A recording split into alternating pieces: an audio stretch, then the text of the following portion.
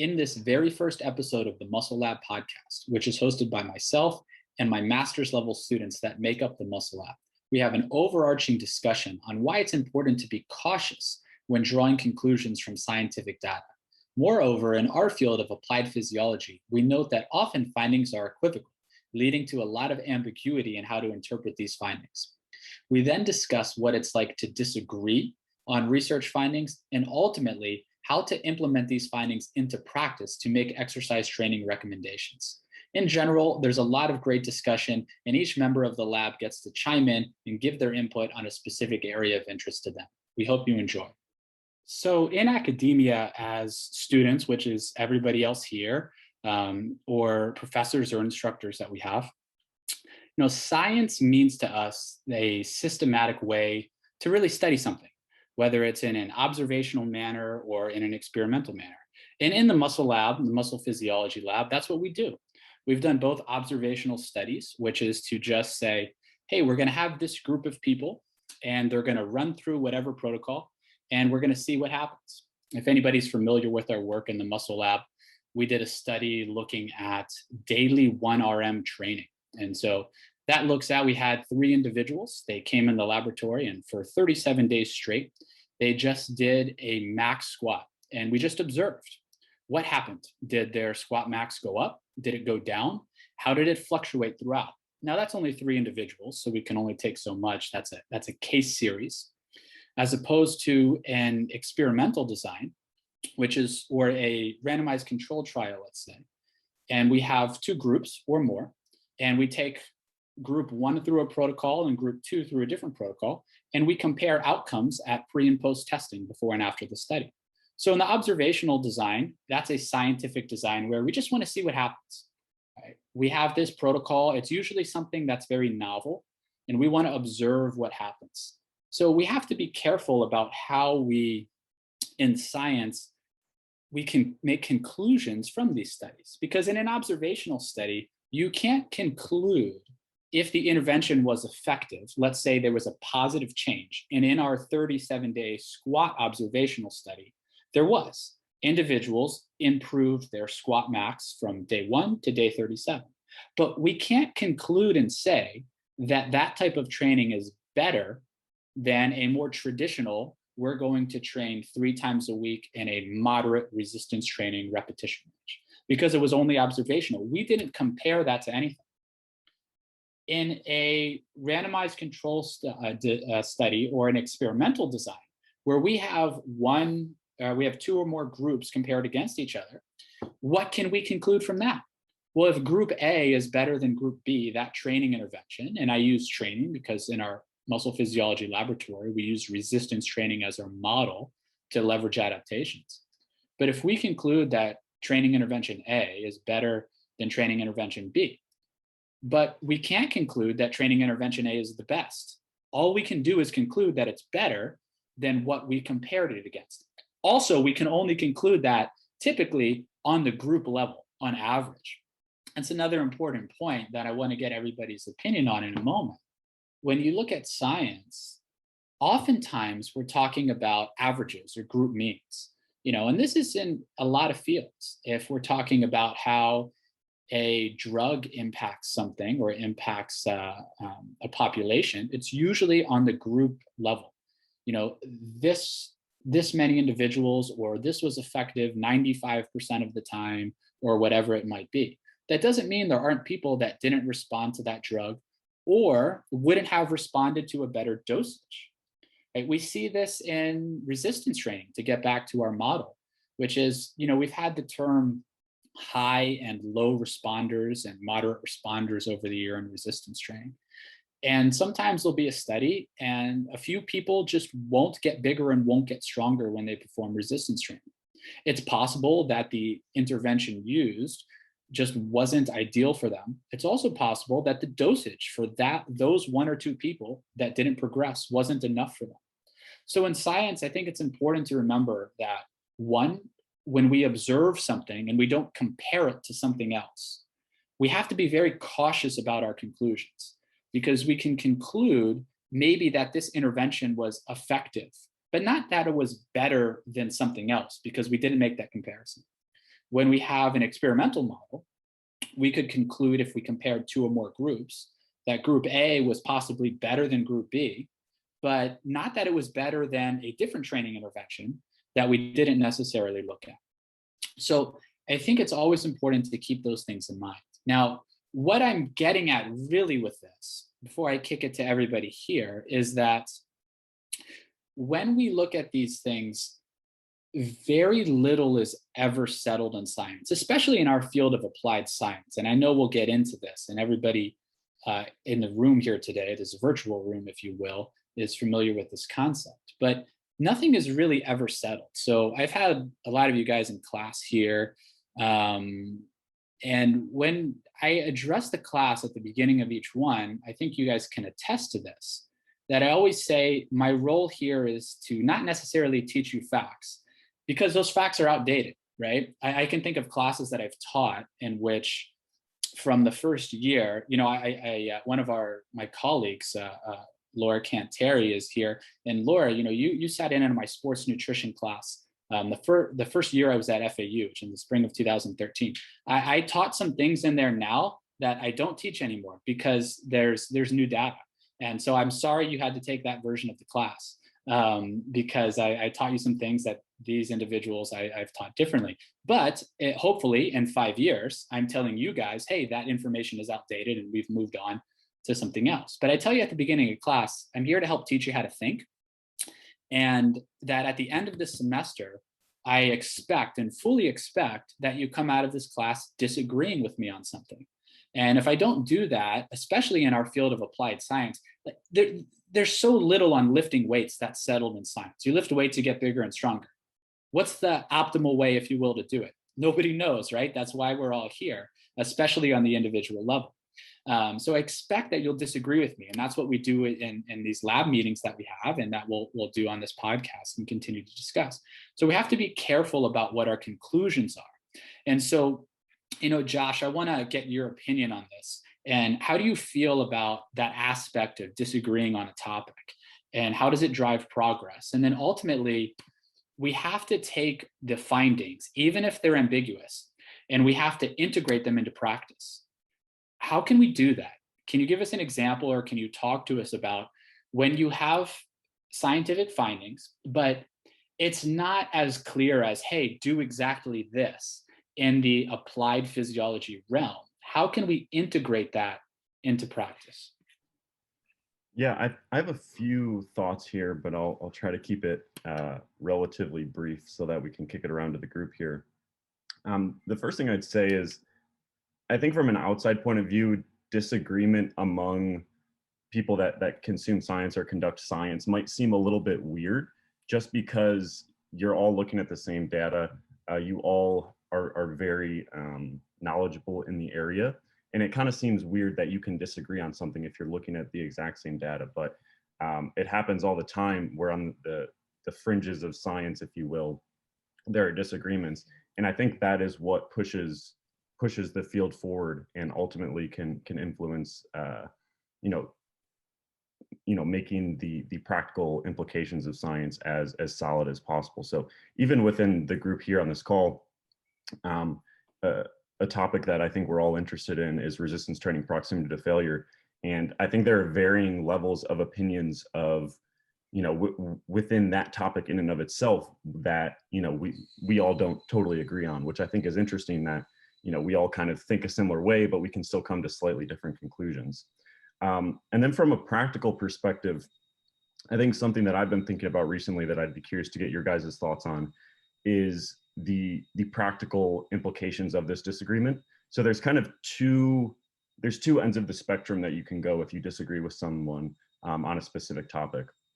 So the first is a concept on one end of the spectrum is conciliationism. So that basically means, okay, I have a certain opinion and another individual that is also extremely competent has a different opinion. Conciliationism would say, okay, I should probably take the stance in between there, because at the end of the day, why is my opinion more valuable than somebody else that is also an expert? The other end of that spectrum is what's called steadfastness. So that means that you kind of stick with your opinion.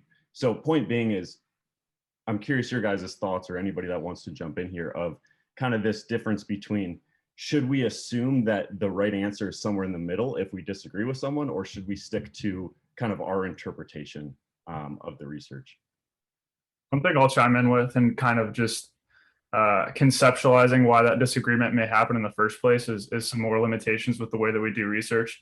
So from a textbook standpoint, when you carry out a study, you're going to have a sample that has a certain inclusion criteria. So when we're looking to actually apply the findings of a given study, in the most textbook sense, we really can only generalize those to a very similar sample to what was actually studied.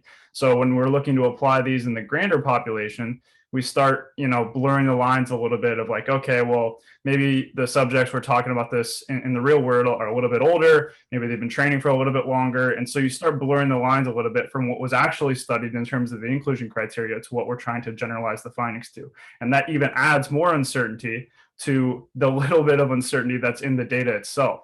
And so that was the second thing I was going to say, is that, often in our field, especially, there is never, well, not never, but there isn't often clear-cut results that are clearly favoring one intervention over the other. Especially in like an 8-week training study, the likelihood of large effect sizes and very clear statistical significance is not a very common occurrence. So often what this does is it leaves interpretations to the people that are reading the data, just like you said, Josh, and that's where your personal experience starts to color exactly how you view these results. Even though the data are what the data are, we're looking at the same numbers, but exactly how we interpret those is open to our own personal experience and interpretation. So those are the two things that immediately came to my mind. But in terms of the kind of two approaches you said when you disagree with somebody, I think you could go either way, honestly. And I think it kind of comes back to what I said is like, how much do you rely on your own personal anecdote and experience to view that as a lens to which to view the data? And that would kind of, if you're very confident, you probably would lean more in the steadfast direction. And if you're a little bit more reserved in terms of how valuable you think your own anecdote and personal experiences, you might lean a little bit more in the former. But that was just my thing that came to my head. So I'm curious what anybody else thinks. Yeah, just to jump in here and kind of build off that a little bit, I think that the personal experience aspect is huge, right? Josh, you mentioned like proximity to failure. I think that's a really interesting example of this happening, because we talk about this all the time in our lab meetings. There's, how are they measuring that proximity to failure? There's a lot of different ways that people do it. Let's say that they're using RPE, that's a subjective measurement. So does your personal experience with that, do you feel people can be pretty accurate? Or have you not found that to be the case in your practical experience? Or maybe the group going to failure, are you sure that they actually went to failure? Right. So there's a lot of gray area in there that I think that, and that's just one example of one area of research, but where our personal experience, even if it's subconsciously, can really get in there and, Zach, like you said, color the way that we see that data, and the way that we interpret it. And I think that that's a big piece of how two different people can look at the same data and come to pretty different conclusions. I think sometimes it comes down to just how skeptical are you, or how does this line up with what you've seen in the real world? So as you guys have said, I'd love to get more input on that too, but that's just one thing that I wanted to put in there. And I think that can really, sum up what's happening in a lot of these cases. Yeah, I think to add to that, and I think, just reiterating what all of you guys have said, along with the kind of personal experiences that go into interpretation, I think you can also look at it as kind of the way that you weigh the literature and weigh each individual study depending on what you care about exactly. So if we're looking at strength, for example, you have something in single joint exercises versus multi-joint exercises. Depending on how you care about the strength question and proximity to failure question in relation to strength, you might weigh each of those studies differently, right? Even if it was a 3RM, 6RM, 1RM. And so I think that kind of background as well will influence not so much the interpretation, because you could still interpret it that training closer to failure was better or training further from failure was better, but the way that you would weigh that would differ depending what the ultimate goal of the question is. Just for everybody listening, if you're not super familiar, and then I want to get back to 2 points I think that were raised. One is the steadfastness versus conciliatory discussion that Josh had, and then the other is why I think it's so difficult, as Zach alluded to find significant differences between groups. But for everybody listening, just this proximity to failure discussion, if you're not familiar, we're talking about in resistance training, a study might compare, they want to answer the empirical question is, how close do you need to train to failure to maximize skeletal muscle growth or to cause hypertrophy, to optimize muscle hypertrophy? And so let's say there's a group that trains on average about 2 repetitions shy of failure. They do a set of 8 reps and they could do 2 more.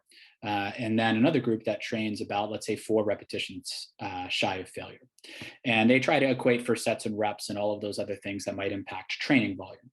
Now, what everybody's getting at here, and Jake talked about this as well, is 2 things. One, how solid or how accurate is that measure of proximity to failure? So you could use something like velocity, which is an objective measure. But even if you track somebody's barbell velocity, you use, let's say, a linear position transducer, that velocity still needs to be individualized, because Brian might do a repetition on the squat and he has 2 reps left and it's a 0.35 meters per second. But I might do a repetition on the squat with 2 reps left and it might be 0.40 meters per second. So one, there's a hurdle. We have to individualize that. If we use group averages, it's not going to be the same. Or if we use something like RPE that Jake talked about, which is rating of perceived exertion. In resistance training, that measures something we call repetitions in reserve. So essentially, for a clear, concise explanation, it's just how many reps do you have left in the tank? So if somebody says, hey, I have 2 reps left, we say to this participant in a study, we want you to do 8 repetitions and choose a load where at the end of those 8 repetitions, you feel you could do 2 more. They might be accurate, but they might not be accurate. So this brings me to the point of why I think the point Zach brought up, things are rarely settled. If you think of applied physiology research and this resistance training research, almost always these studies are underpowered. And that's not a knock. We do underpowered research in our lab all the time, right? We are at the forefront of this. It's difficult to recruit human subjects on a college campus. And you have, obviously this past year, the way the world has been, but you have, winter break, spring break, all of these things and people traveling. It's difficult to get somebody to come to the laboratory for 10 consecutive weeks or so. And also, ask them to stop doing outside activities, no additional exercise, things that impact the study, stop taking any supplements. It's difficult to control this, as you guys know firsthand. And so when we have underpowered research, 8-10 people in a group, and then you're doing a study like proximity to failure, then you have people using, saying how many repetitions in reserve they have at the end of the set. A couple people in each group are inaccurate. So some people that are supposed to be training 4 repetitions from failure may be saying they are, but might be training closer to 2 or 3, or might even be training closer to 7 to 8 reps from failure. Same thing in the group that's supposed to be training 2 reps from failure. Now, this is why bigger sample sizes are better, because if you have bigger sample sizes, even if some people are farther from failure than they should be and some people are closer, those are going to get washed out a bit, because on average, that number is going to be more where they should be.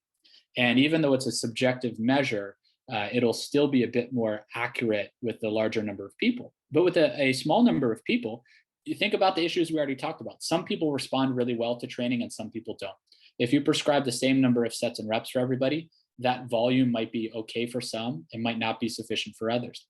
So in a small group over a 6-8 week study, it's really hard to parse out differences. And so when we talk about understanding research findings differently or ambiguity and the personal experience that everybody's talked about here, and it's important because it's likely that, especially if you have 2 groups training, very different proximities to failure, it's likely that one on average might be slightly better than the other. But it doesn't mean you're actually going to observe that in an underpowered 8-week study with all of those other variables. So then, you might look at the individual data and understand some individuals responded better to this intervention than that. But why? Why did they do that? You can't necessarily know. So there's things you could look at to possibly know if you understood how much training volume they were doing before the study and then how much they did in the study, and possibly that was the reason for it.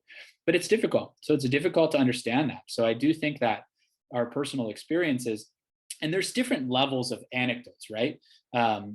Somebody who is a scientist and involved in data collection and has an anecdote from years and years and years, or to use our field of resistance training, somebody who's been lifting and training for years and years and years has an anecdote. That might be a better anecdote than someone who has never been involved in this and just giving a thought process. And Josh mentioned this when he talked about if you have two people on the same level or the same expertise. And so, to that conciliatory versus steadfastness argument, I don't know. I don't know. This is a pretty unscientific statement of me for a moment, but I don't know how much the conciliatory one makes sense. Like, if you have right, one of the big discussions in resistance training literature over the past few years is muscle growth a causative factor in strength adaptations? And it either is or it isn't. Like, it's now a good question is, if it is, to what degree is it? But it can't be both, right? Muscle growth can't cause strength adaptation and also not cause strength adaptation. It either does or it doesn't. And so I don't think it's somewhere in the middle. Now, somewhere in the middle might be, to what degree is muscle growth a causative factor? Is it a primary driver of strength adaptation, or is it out here on the edges? Is it neural factors and skill adaptation and other things that drive strength? So, maybe this is my own brashness and not wanting to concede my opinion to anybody, at least not to you guys. That would be terrible. But I'm not sure how much the conciliatory, I guess on some things, it doesn't mean that the answer can't be in the middle, but if your opinion on the data is what it is, and you're interpreting it that way, I'm okay with somebody being steadfast and that's what they think, as long as they're open to the fact they could be wrong. I'll just chime in on this a little bit. I think the case is different if it's something you're not pretty familiar on. So, like, if you are completely uneducated on a topic, I think you could make a case for kind of being in the middle if presented with something that's a little bit counter to your intuition. If like an expert is like telling you otherwise, and you could remain a little bit more in the middle, or maybe agnostic on a topic. But if it's something you're relatively educated on and you've seen data to put you in one category of belief, to me it almost seems like kind of a reverse appeal to authority. If you're simply reverting to the agnostic position because someone else is, of an authority, but it's not because you're actually buying their arguments, if that makes sense. If you're actually convinced by their position, you would sway all the way up to the other side because you're educated on the topic and you have been convinced by their position, rather than reverting to the middle of the stage of belief. So I guess that's kind of the way I see it. If it's a topic that you are indeed educated on, you're either convinced by someone's arguments or you're not. And if you're starting in the position of belief, you would go all the way to the other side in most cases, if that makes sense. That could be off base. That's just kind of what came to my mind. No, it makes total sense to me. It's again, there's nothing wrong with, I guess there's nothing wrong, in my opinion, with having a strong opinion, as long as you're open to the fact that in science, that one, that opinion can be wrong, and two, you need to keep studying it objectively and as unbiasedly as possible. And this is almost a different topic, but it's very difficult to be. Everybody has a bias. So, when designing a research study, especially on a topic that you feel strongly about, it's probably beneficial to involve somebody on the design of that study who takes the other side. And that's probably going to help you make it as objective as possible. So I think it's okay, to sum up that Zach's point, to have a strong opinion and to not be convinced by somebody else's rhetoric on it, as long as you're, one, open to listening, and two, open to the fact that I don't agree with that right now, but I understand that I could be wrong on this, and let's keep looking into it. That was the only thing I was just going to add, just to make sure what I said was crystal clear. Is like, I don't think you should ever be absolutely certain about nearly anything. So like, even if you're strongly convinced by a position, there's still a chance that you would sway the other position, given the necessary argumentation and evidence. So just, I'm not saying if you can hold a strong opinion, but you're not absolutely certain about your opinion, if that makes sense. Right. I'd be curious to hear, Josh, like a context example of what you mean. 'Cause when you said that, my my first thought was the proximity to failure question as to whether we should never train to failure or sometimes train to failure. And that's just the question that came to mind. And I could easily see how you can take a kind of middle approach where it's like, hey, maybe sometimes taking a set to failure is probably can be beneficial practically, maybe. So I'm not sure if that's kind of how you meant, because I can definitely see, like Dr. Zordos mentioned, right, either hypertrophy is contributory or not. But Yeah, Brian, I don't mean to cut you off. I think those are two slightly different questions in my opinion. The first one was, should I ever train to failure? And then the second question is, how often should I train to failure? I guess that's the two different questions I see. And for the former, you could conceive a situation in which training to failure is probably appropriate. And then the next question is, just given the correct context, how often should you do so? I guess is the way I think about it. So yeah, the hypertrophy and strength one, I think it's important to define the question you're talking about when you have that kind of scale of belief, to really define it down. But I guess that's where I thought. But Josh, go ahead, chime in if I missed something, or anybody else. I think these are all really good thoughts, and I think perhaps we've kind of been talking about two separate things in parallel, because I think when you and just to be clear, I'm not necessarily arguing for conciliationism. I just think it's an interesting discussion, but I think even just when talking about this concept, we've kind of been talking about two separate things in parallel. The first is the level of confidence in which you hold a belief, and the other is how you apply it. And I probably didn't communicate this super well. So I think in the discussion of whether hypertrophy is a contributory factor to increasing maximal strength, I think you could say, okay, there are individuals that are, the highest level of expertise in the world and have a different opinion than me. So thus, I think that's grounds to have a more intermediate level of confidence on this topic. But I still feel convinced personally by my interpretation of the research, and thus I'm going to apply it kind of more on the steadfast side of things. So I think there's a difference between the level of confidence in which you hold a belief and how you might apply it in practice. Because I agree with your point, Dr. Zordos, very much so, in that if you're convinced by something, why would you compromise that in practice? So I think those are two separate things that are important to distinguish, is your level of confidence and how you might actually apply it in the real world. Yeah, I think that's interesting. Ultimately, especially in our field, in our area of research, because few things are ever settled, it's really interesting. We often have, I know I do this, a different scientific answer to something and a different practical answer to something. Because my scientific answer on a lot of things is I don't know for sure. I can't say that. Here's what the data says on this. Here's what the data says on this. It could go either way. But my practical answer is I lean in this direction. I have to make decisions to understand how I'm going to train, or how someone else is going to train, or what I'm going to recommend. Because if somebody is, a competitive strength athlete or a competitive endurance athlete or playing in a sport, whatever that is, and they ask you, what should I do? Or they have to train for that activity. So what do? You can't just say, well, I don't know. I have to empirically study this and get back to you. You can say that in terms of, I can't say this for certain. And that's what Josh is getting at in the level and the degree of confidence. But ultimately, they're going to want your opinion. They're going to say, Josh, Becky, as an expert on this topic, as a scientist and a student studying this, what should I do here? And it's okay to give the purest scientific answer, but then to also say, in practice, here's what I would do at the moment. And I think that's also important in a distinction, which is to always clarify, especially as I think if you're involved in science, this is almost the duty that you have, is to let people know when you're not speaking purely scientifically. And it doesn't mean you're not speaking in a somewhat scientific manner, but that you're saying this is open to interpretation and here's what I think, and if I'm teaching a class, I always do that.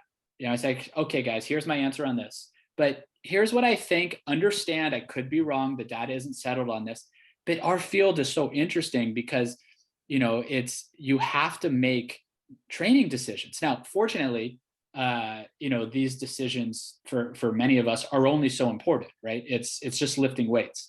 So it's only so impactful for how big or strong somebody is going to get.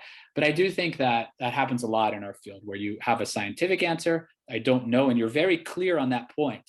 But it's then okay to almost take a step back and in a more casual tone say, okay, but here's what I would do if I were you at the moment for your specific situation, and here's how I would interpret it. But I could be wrong. So it's okay to have those two clarifications as long as you're clear on which is which.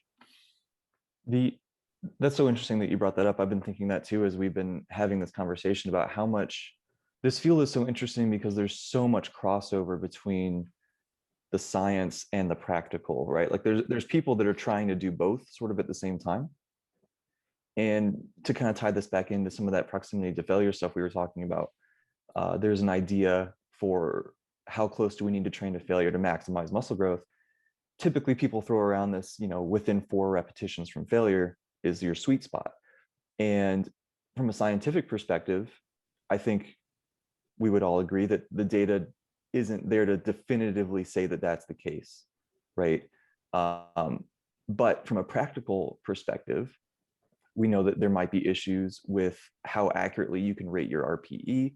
So in a practical sense, I think that's a pretty good rule of thumb, because if somebody tries to stop a set at 3 to 4 repetitions from failure, especially if it's something like a leg press or a squat, they're probably going to be 6, 7, 8 repetitions from failure, right? At least, on average. So, and I think that the data is there to support that that's probably good enough to maximize hypertrophy, at least in some cases, if the load is heavy enough, so on and so forth. So I think that's just one example of what comes to mind of, like, Dr. Zordas, what you're saying about being clear when you're giving the scientific answer versus when you're giving an answer that's maybe a little bit more helpful in a practical sense. It's so funny you bring that up, because in the practical sense, it's not only the physiology that matters, especially in this field with humans training. So you say, Jake, that training roughly no more than 4 reps from failure is a good practical recommendation. And so what I would say is it's probably a good practical recommendation, not because I don't personally believe you can't train farther from failure than that, but because nobody really does that. Exactly. Who wants to do that? A lot of people simply just don't want to be told, hey, or be programmed for them to train 5, 6, 7 repetitions from failure. They're not going to do that training. And if you're coaching somebody, it's like if you're coaching somebody who just gets into lifting weights and you don't program bicep curls, they're either going to A, do them anyways, or B, find another coach. So even if that doesn't necessarily contribute directly to their goals that they have or that they've stated, that's just something that people that are going to want to do. And so if you say, hey, I want you to train, if I believe that you can train on the major compound lifts, squat, bench press, deadlift, things like this, 5, 6 repetitions from failure, and you can maximize muscle growth, which I think you can to an extent, probably not always, but that's a larger discussion. But let's just say, I think you can do that. And you always program that for somebody. A lot of people aren't going to want to do that. And so that's where practical decisions and implementing these things come down to, knowing that individual as well and knowing what they're going to adhere to. Because if they're not adhering to that, that's the number one thing, right? It's just adhering to your training, whatever it is, and being able to do it. Real quickly, if a quick poll, I know some of us do here, but Becky, when you train, on average, how many repetitions in reserve do you leave on each set? Between 2 and 4, but I highly doubt that that's really the case. So would you? I know how much it can fluctuate from week to week for me. And that really just depends on all the other stressors that I have and my training performance for that given time. So I think it's really important to emphasize that although we could be saying that we're training 2 repetitions in reserve at a 2 repetitions in reserve, that could be that we're completely wrong with that statement. And a lot of times that's the problem with the subjectivity of RIR or RPE in the sense, because it's like we could be prescribing this or giving this to subjects or to our clients and stuff like that. But that could be still, it's very subjective. And then by using something where it's more objective, even in the sense that's more individual. So it's hard to say that everyone should be training at a certain range. You know what I mean? Yeah. So do you think when you say 2 to 4, but it's probably not that, do you think you're on average closer to failure or farther away from failure than you're stating? Further. You think you're further from failure? Does anybody here, take the opinion as I do that you could probably train, fairly far from failure, but doesn't actually do that in practice or gets Jake? Yeah. Talk to us about that. A lot of you guys have seen me train. That for me, it is, I agree with you on a scientific level, right? That is good enough. But to me, again, this is where the practical side comes in. To me, that's not fun. And enjoying my training is what's more important. On average, I would say at most 2 reps in reserve across the board, at most. I train to failure a lot more than what is probably recommended. I train to failure a lot more than I would recommend to clients or to people who are trying to understand, what's quote unquote best for training practice. But just because it's fun, and like you're saying, it's that adherence and your enjoyment is ultimately the most important thing. Right. That's one thing I was going to plug in. Like, this is often something that's lost in these conversations. I think like many things, if 2 things are just as good as one another, that's where preference can kind of dictate what you're going to do. And to my understanding, I don't think there's more than like a couple studies that show that failure is actually worse. So I think that's important to realize. So for, people like Jake and then others that just anecdotally think that is, on an individual level, maybe uniquely beneficial for that person.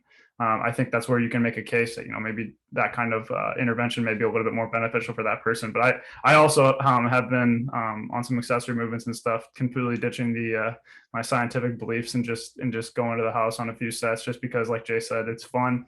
And I think, there's a few factors that manipulate how strong or how confident I am in the fact you can train farther from failure. The load you're using, like Jake said, how many sets you're doing, that kind of thing. So I think there's some other factors that kind of manipulate how much confidence I have in that. And most importantly, like Jake said, it's fun. And if it's not worse, fun's usually the direction I'll lean. And you can make an argument it could be beneficial in the long run to have that at least a little bit, because it gives you more opportunities to anchor what 100%. A truly low RIR. So another practical thing, right? Like you're layering that on top of it. So that's a great point. Tommy, go ahead, man. Go ahead. I think it's really important to hear like Jake and Zach also saying, like, even us being people of like science, you could say, and knowing the ramifications of maybe training closer to failure and like the actual value of it. I think fun and just like a real life application is such a huge importance. And I think even people not us who don't care about research, they just want someone to tell them what to do. Half of lifting, or even more than half of lifting, is fun. And I also think, to bring up kind of like another topic, I think maybe for people who aren't familiar with research, specifically in this topic, I think everyone kind of has an inherent like thought when they start training that being closer to failure is better. So I think there might be a problem with the buy-in factor as well. Because if you're prescribing someone maybe who's newer to the gym, who has no idea about like, all of this stuff, train an RP 4, 5, I think there could be a discussion to be had about, is it going to work? And then they kind of placebo themselves into thinking that it doesn't work. And I think that can affect training outcomes in itself. But that's obviously really hard to quantify in a research setting. But that's just like a real life application that comes to mind for me. But that's a phenomenal point. And, I think it's important if you're coaching, training somebody, and this is probably spans across fields. I just think of our field and what we know. But Tommy's point is so good in that I would say you, as a coach, or if you're out there in practice, you give people some of what they need, but you also give them some of what they want. And that if you know that individual, and as Tommy's alluding to here, and you understand their personality, and their personality is they're going to go in the gym and they're just going to crush it. And they want to have that feeling of where they're sore, they're a little beat up, and they're going to sleep at night, and they just feel kind of worn down from that training session, and they love to get after it. it's the year 2001 and they're listening to Drowning Pool while they're lifting weights. You guys probably don't know about that. But if that's them, you give them some of what they need and some of what they want. So they're getting a scientifically based program. And then when you give them some of what they want, and we've been talking about training to failure, and it's a very nuanced discussion outside of what we're getting here. So that's perhaps a topic for another day of all of those times when it is appropriate and what it depends on and somebody's recoverability and all those things. But you would probably then work in some failure training on some exercises that aren't going to cause as much fatigue at the right point in the week when it's not going to negatively affect the next training session, rather than saying, okay, you like training to failure, we'll just do it all the time on deadlifts and then you'll be beat up all week. You'll give them some deadlifts that are a bit more appropriate, but you'll give them some biceps curls and some lateral raises and things that are a bit less demanding or a bit less likely to cause long-lasting fatigue, but allow them to train to failure, maybe with a little more volume. They'll like that feeling. So I'm a big believer in what Tommy pointed out, which is the person has to have that buy-in. And you in team sports, you hear this all the time, right? Do they buy into the coach? Does that coach have the pulse of the team? And do those athletes buy into his or her coaching style? And if they do, that's going to be a good thing. If they don't, they might have some talent, but they don't have the buy-in. They're not working hard in practice every day. They're not getting after it. It's a similar concept. If you're coaching a lifter and you give them some of what they need, but some of what they want, and then over time, they start to see the progress, they buy into your trust. Then if something that they want to do just really isn't a good idea, you'll probably have better success after a year, 2 years, 3 years, weeding that behavior out and then getting them to do what you want. So I think it's really important. There's a psychological aspect to a lot of that as well. So I couldn't agree more. But for everybody out there who is in this field and does tend to coach or train, I think that the want and need aspect is important to manage. I think it's important to bring some research back on this. One thing I always talk about with clients when they're like, having the mindset of like, no, I don't want to do what I want to do. I just want to do what's optimal, or like treat themselves like a machine. Like I really like some of like the placebo steroid research to talk about like how positive expectations can like legitimately influence your outcomes. And I think that's similar to, it's not a one-to-one like, crossover to like putting in bicep curls to failure for someone's program. But I think it's a similar concept in saying, if we can, make a few compromises to get this person super juiced up on what's on their program, or just get the overall positive expectations kind of flowing to start a training program, or when you're working with someone, I think that can legitimately influence outcomes to the point that it's like pretty impactful, where most of the time people are just like kind of shooing that as like I want to enjoy my training, but I want results. It's like, no, man, like if you actually enjoy things, there's pretty good reason to believe that probably will positively influence your outcomes. So that's always something I like to think about with that too. To tie this around, to kind of circle back to the original question, Dr. Zordas, you asked of disagreement amongst people in a certain space.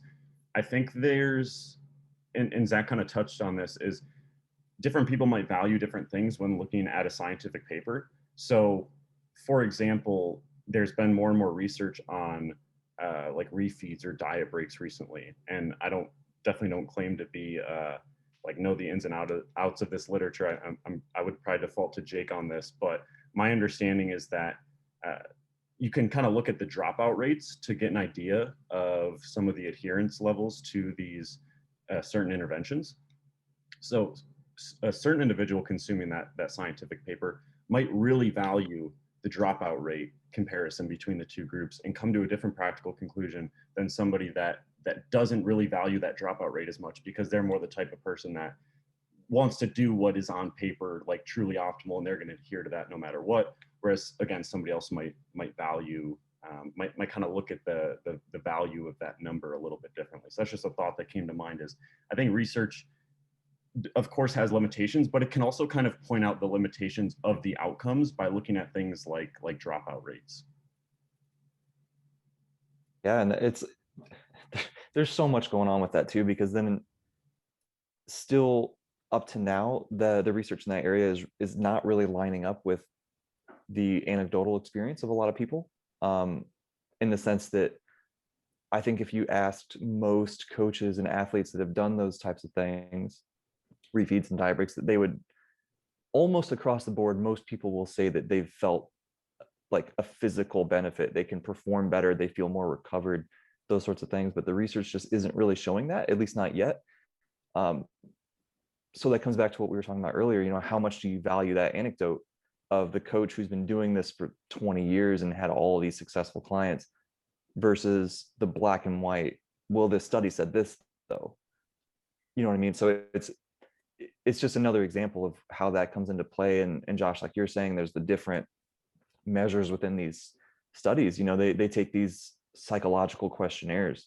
How much stock do you put into that? Because it's inherently subjective.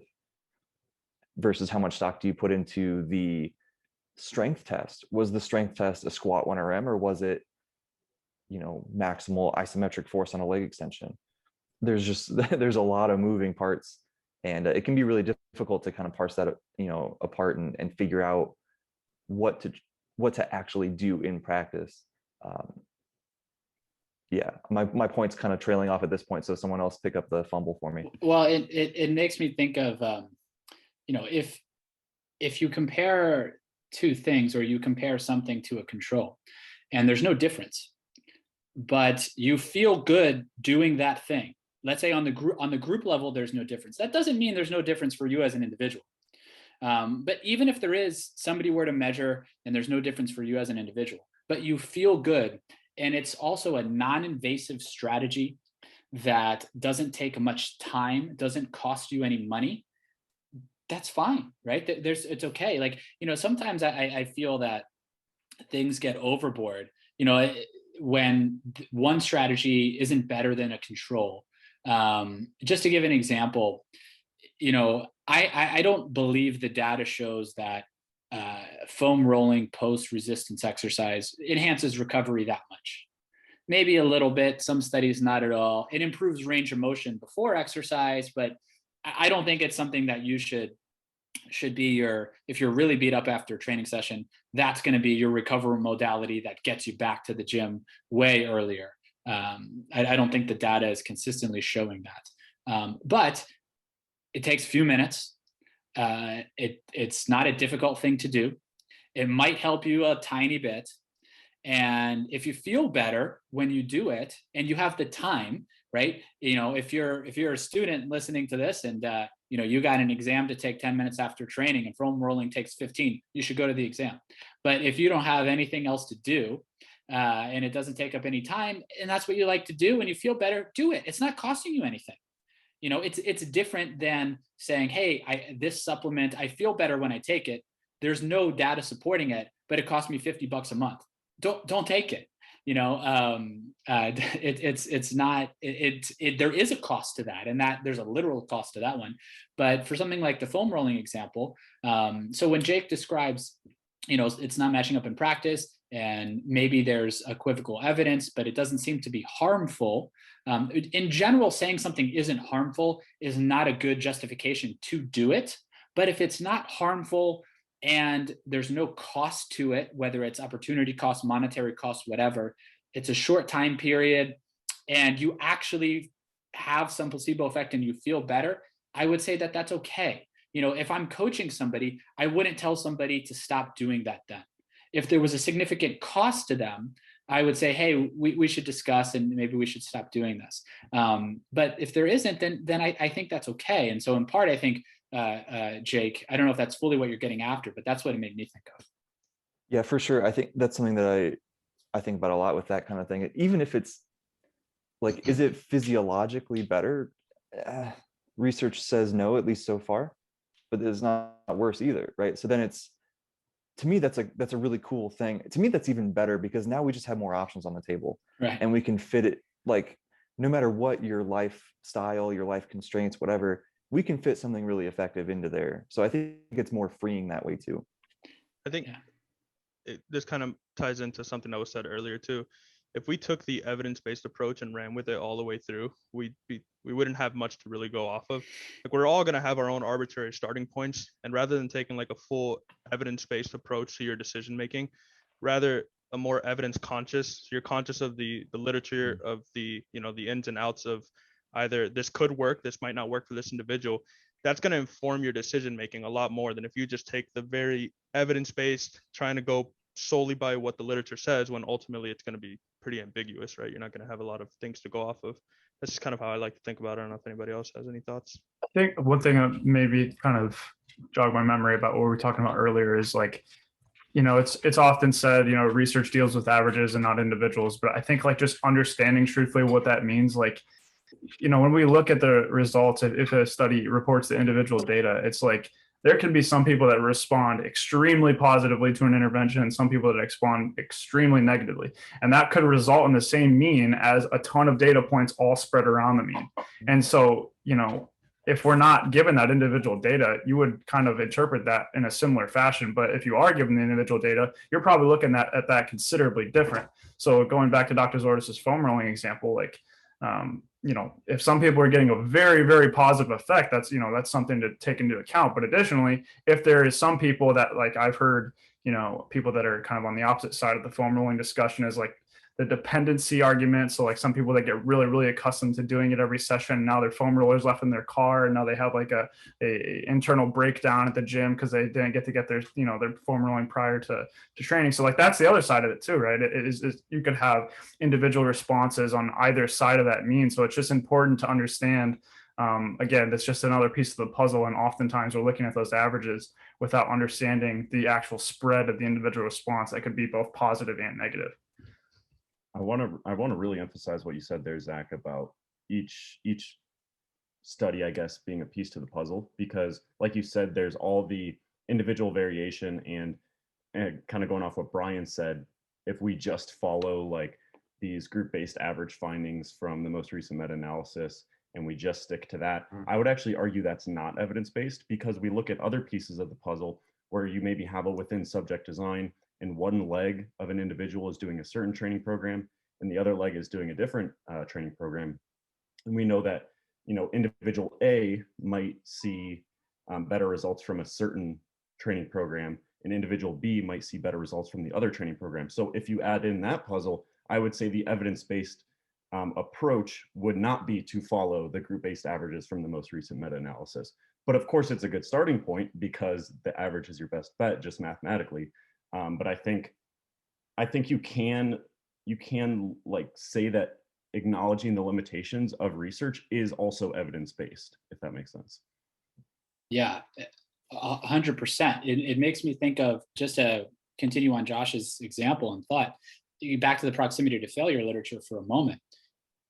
If somebody were to, obviously you can pick out this study here or there to support whatever point you want, but you know, if there's a bunch of studies that come out and they're all going to use a frequency of 1 time per week training on, let's say, a single joint muscle group in an untrained population, and they have a ton of sets all to failure versus some sets not to failure, my bet would be in that 1 time per week training that the failure would be the better way to go.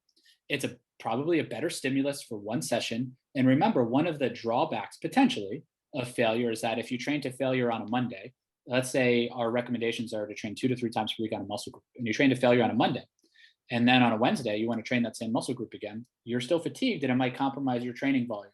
Whereas if you stayed shy of failure, you might be able to accumulate more volume throughout the week. But if you're only training once per week, failure might be a better way to go. So the study design, as Josh is alluding to, impacts that as well. And for different study designs or different availability for some people to train, or just a different way or a different preference to go about things, you know, our recommendations might change based upon what they're doing. So, you know, and then and to Zach's thought too on understanding the individual outcome, to give a physiological example of this, you know, over the last 20 years now, there's been a pretty decent, even more so, pretty decent amount of research on the amino acid beta-alanine and its ability to increase time to fatigue in exercise. And there's individual responses to this. What beta-alanine does is it increases intramuscular carnosine. Now, people have different levels of intramuscular carnosine. If carnosine is lower, because carnosine is a buffer, and if carnosine is lower, you're going to have a lower physiological buffering capacity and you're probably going to fatigue from acidosis more quickly. But so if carnosine is lower and you take beta alanine, your carnosine levels are going to get a bigger boost. And you might be somebody that sees a benefit from that compared to somebody who already has higher carnosine levels. Similar on in the supplement game to how L-arginine isn't necessarily effective in individuals that have normal or higher levels of nitric oxide. But if people have low levels of nitric oxide or in a clinical condition, then L-arginine does seem to be effective. Now, whether this is more effective than using the amino acid citrulline in that situation, I think is debatable, but it depends on what your NO levels are for that supplement. It depends on what your carnosine levels are potentially for beta alanine, and of course, the type of exercise you're doing. But those are individual things. And how do you know that? You don't know that. If you're an athlete looking to take these supplements, you don't know that. So it's possible, even if the group mean is trivial for a benefit, that it could impact you in that manner. And then back to just summarize the proximity to failure point, the study design impacts what recommendation you would make. Because I might have my thoughts, and when I say, I don't think you need to train to failure, I think you'd probably train pretty far from it. I'm thinking of someone who is a veteran, resistance trained individual athlete who's training 2 to 3 times per week on a muscle group with high volume. But if you have somebody who's only going to train once per week on a muscle group and is a relative novice, let's say, a lack of a better term, a weekend warrior, if you will, my recommendations might be different. I agree. And just to piggyback off of that one more time, I know that especially within the research that I've been looking into as of late, it's been a lot of whether or not exercise performance in general is affected by whether or not you're consuming birth control or not. And oftentimes with this literature, we see trivial effects all the way around all the time. And so a lot of that has to do with the sample size, what kind of exercise they're doing. A lot of times that's not controlled. So I think that just to kind of hit that point home is that we can't just automatically assume that the evidence is clear and concise, because it's not. Because a lot of times, specifically within this research, a lot of times the sample is really the biggest implication there.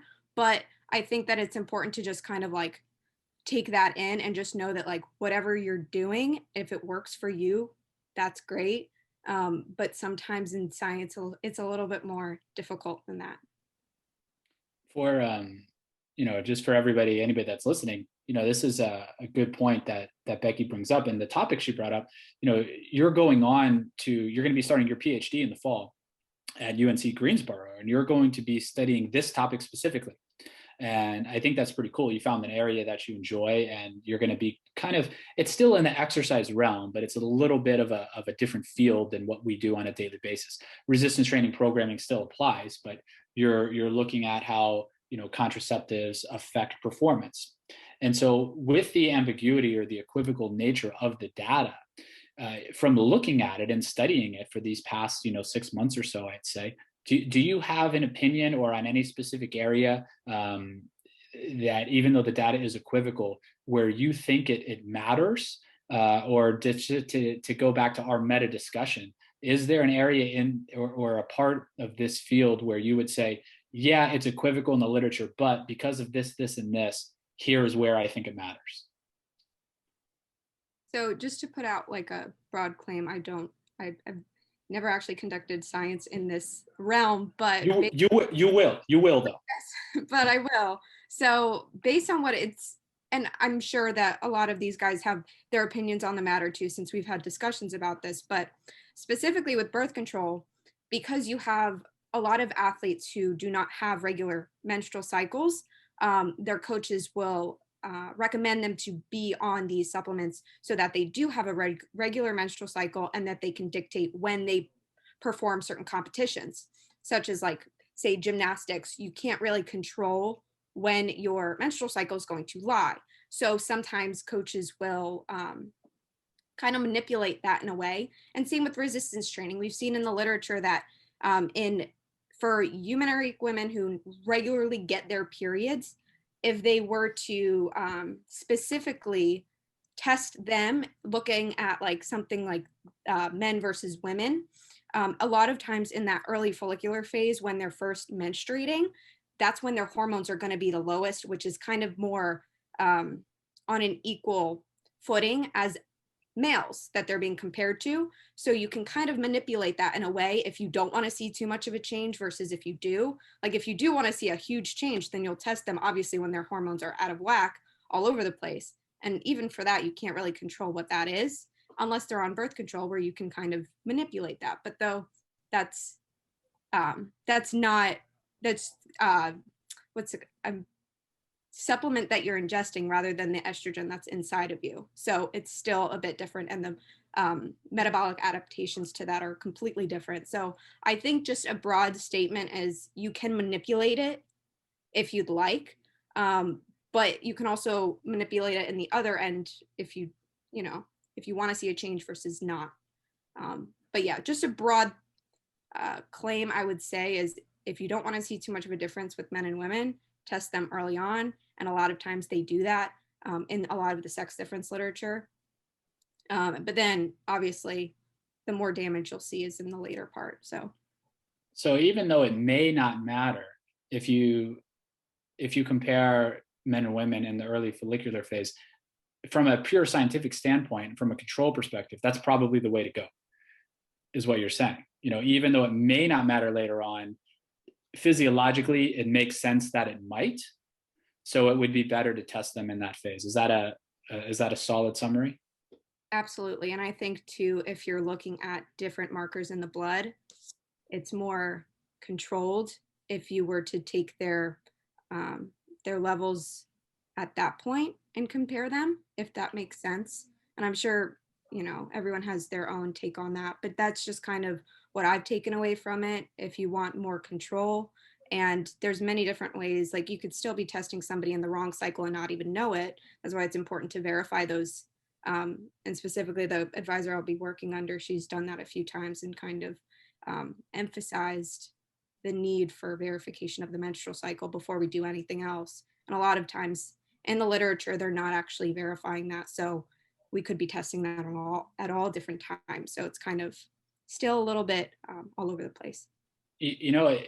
As you just made a couple other really good points, and I was thinking, so the outcome measure that you're testing matters too, because if you test men and women later in the menstrual cycle, you may not see a performance difference or a performance dip in women, although you may, but you may not. But that doesn't mean that their biomarkers aren't still going to be fluctuated from where they were in the early follicular phase. So I think the outcome measure that you're testing, matters there as well. And so that's probably a broader, a very clear case, but that is good for our other general discussion too, which is, what the outcome measure that you're testing, matters for when you do it or how it's designed. And if we go back to the proximity to failure example again, once a week versus,